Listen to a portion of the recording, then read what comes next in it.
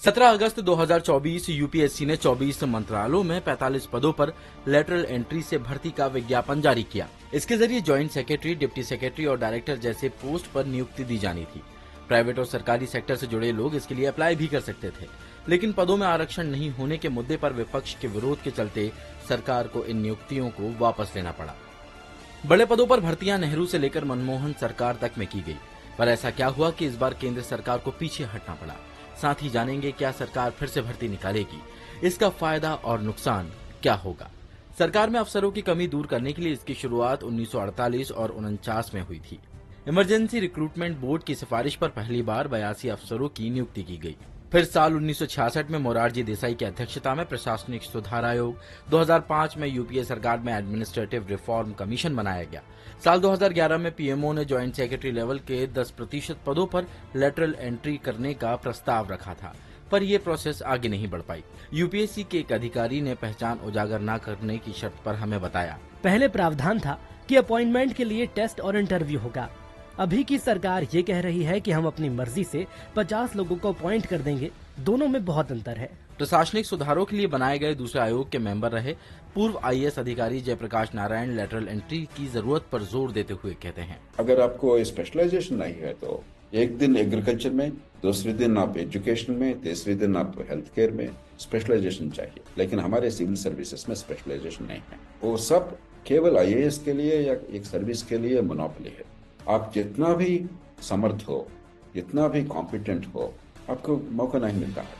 जयप्रकाश बताते हैं कि दुनिया के कई देशों में भर्तियां लेटरल एंट्री के जरिए की जा रही हैं, तो वहीं भारत को भी इससे फायदा हुआ है। चाहे ब्रिटेन या जर्मनी और फ्रांस और कनाडा, एवरी कंट्री 40 से 50% तक लेटरल एंट्री आएगा। अमेरिका पूरा 100% at senior levels administration changes with each government. It's a different model. So सारे संसार में ऐसा ही हो रहा है। केवल इंडियन सब कॉन्टिनेंट में जो प्रैक्टिस है प्री इंडिपेंडेंस वो कंटिन्यू हो रहा है, अभी बदलना चाहिए। And where we tried honestly we got good results. Even before 2005 doctor Manmohan Singh और मोंटेग अहलुवालिया और मिस्टर केलकर और बिमल जलान और नंदन निलकेनी, they all served the country, or Sam Pitroda, they served the country very well. Reservation न होने के चलते भर्तियां सरकार को वापस लेना पड़ी। इस पर लोकसभा के पूर्व सेक्रेटरी जनरल पीडीटी आचार्य बताते हैं, अगर किसी विभाग में एक्सपर्ट की जरूरत है तो सीधी भर्ती कर सकते हैं, तब यूपीएससी की जरूरत नहीं है। लेकिन ज्यादा संख्या में यूपीएससी के जरिए भर्ती करने पर आरक्षण देना जरूरी है। कैंडिडेट के सिलेक्शन क्राइटेरिया पर जयप्रकाश कहते हैं, You are choosing people at a middle and senior management levels. Written examination ये सब जोक होता है, लेकिन इंटरव्यू चाहिए, साइकोमेट्रिक स्टडीज चाहिए, फास्ट रिकॉर्ड चाहिए, इनका विजन के बारे में असेसमेंट चाहिए। लेटरल एंट्री पर हुए विवाद और सरकार के यू टर्न पर हमने सुप्रीम कोर्ट के वकील विराग गुप्ता से बात की। जब यूपीएससी से भर्ती होने लगी तो सरकार का एक नियम है, सरकार ने सुप्रीम कोर्ट में एक अंडरटेकिंग दिया था कि 45 दिन से ऊपर अगर कोई भी कॉन्ट्रैक्ट की भर्ती है तो उसमें भी आरक्षण लागू होगा। तो इसमें आरक्षण लागू नहीं हुआ, इसीलिए सरकार को कैंसिल करना पड़ा।